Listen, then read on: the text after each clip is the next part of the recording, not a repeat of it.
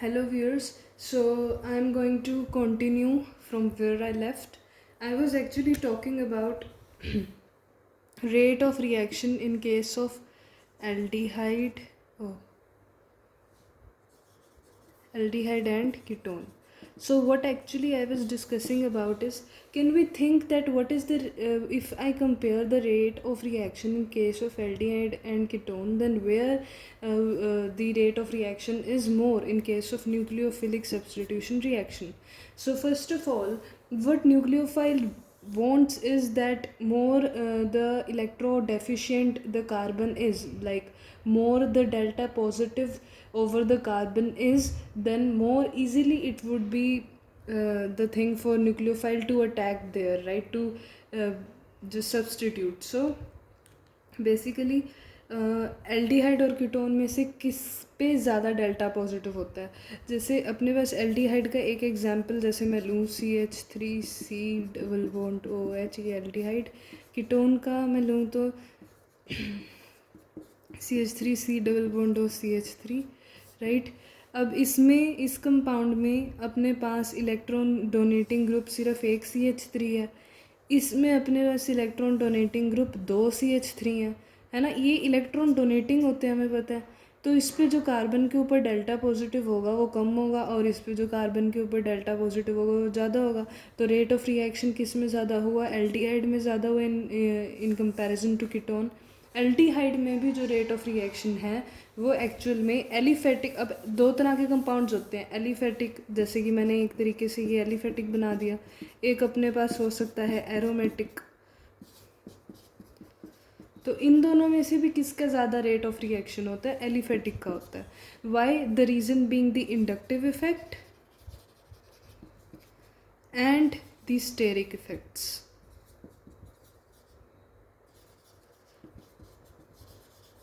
Of course यहाँ पे अगर न्यूक्लियोफाइल ने कोई भी सब्सटीट्यूशन करनी है तो यहाँ पे उसको हिंड्रेंस मिलेगी, but here there is no hindrance.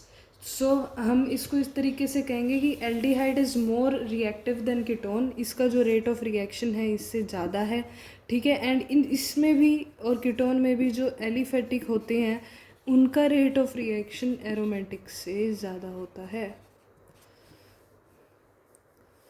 Aliphatic is more reactive than aromatic, right? Okay, so next guys we study about इस रेट ऑफ रिएक्शन के बाद हम स्टडी करते हैं कुछ examples of nucleophilic addition reactions के. Examples of nucleophilic addition reaction में जो फर्स्ट है अपने पास वो है addition of Grignard reagent RMGX. वो हमने ग्रिग्नार्ड रिएजेंट चैप्टर में भी पढ़ा था. जैसे अगर मैं इस तरीके से अपना कोई भी कंपाउंड ले लूँ और इसमें RMGX which is our Grignard reagent डालती हूँ, तो हम इसमें इसको R- MgX पॉजिटिव करके तोड़ते हैं और कहते हैं कि ये इधर डेल्टा पॉजिटिव है और यहाँ पे ये अटैक करता है. और फिर उसके बाद हम कोई लीविंग ग्रुप लीव करवा देते हैं. अगर फॉर एग्जांपल यहाँ पे मेरे पास क्लोरीन होता तो फिर ये लीव कर जाता है. It would leave from this compound, okay, as a leaving group. Okay, so this is how we had done already in case of Grignard reagent. Now the next that is important is very important in fact, that is addition of H2O. ठीक है, addition of these are basically the examples of nucleophilic addition reaction. So I would make the heading examples of nucleophilic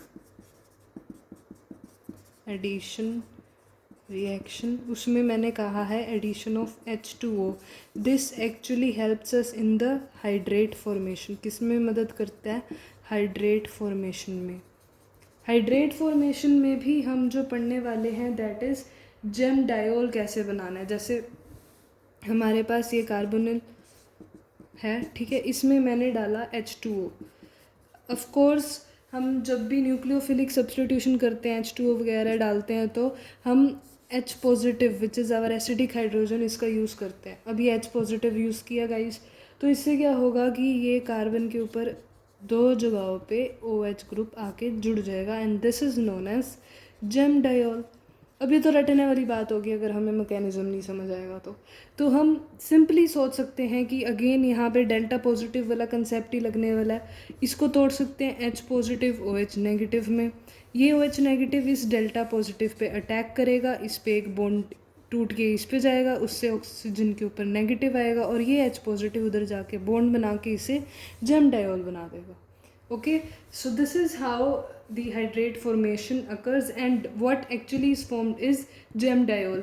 आपको gem और vicinal का मतलब पता होगा, gem क्या होता है और vicinal क्या होता है। जेम का मतलब होता है कि एक ही कार्बन के ऊपर वो जो दो ग्रुप्स आ रहे हैं। मैं डायोल से क्या कहना चाह रही हूँ, ओल हम किसको कहते हैं, ओल हम यूज़ करते हैं OH के लिए। तो एक ही कार्बन के ऊपर दो OH आ रहे हैं तो मैं जेम डायोल यूज़ कर रही हूँ। बट अगर दो एडजेसेंट कार्बन्स के ऊपर आते तो वो विसिनल होता। ओके, तो आप कंफ्यूज ना हो, तो इसलिए मैंने आपको जेम और जेम डायोल क्यों यूज़ किया वर्ड वो मैंने आपको बता दिया। अब नेक्स्ट हम देखते हैं कुछ स्टेबल हाइड्रेट्स के बारे में कि कौन से हाइड्रेट्स हैं जो स्टेबल हैं। लाइक ये हाइड्रेट, ये आपको याद रखना पड़ेगा कि ये वाला जो हाइड्रेट होता है बहुत स्टेबल होता है, जिसका नाम होता है फ्लोरल। इसका नाम है फ्लोरल। ये बहुत ही स्टेबल हाइड्रेट होता है। इसमें हम पानी डालेंगे, H2O डालेंगे तो उससे क्या होगा, हाइड्रोजन बॉन्डिंग हो जाएगी और हमें पता है कि हाइड्रोजन बॉन्डिंग इसे बहुत स्टेबल बना देगी और स्ट्रॉन्ग हाइड्रोजन बॉन्डिंग होगी because here we are taking fluorine.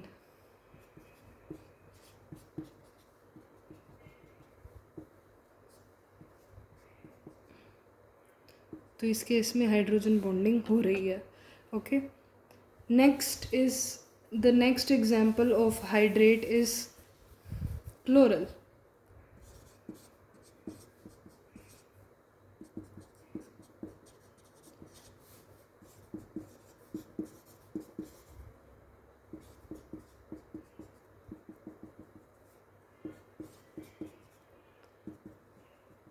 Again ये भी बहुत स्टेबल है,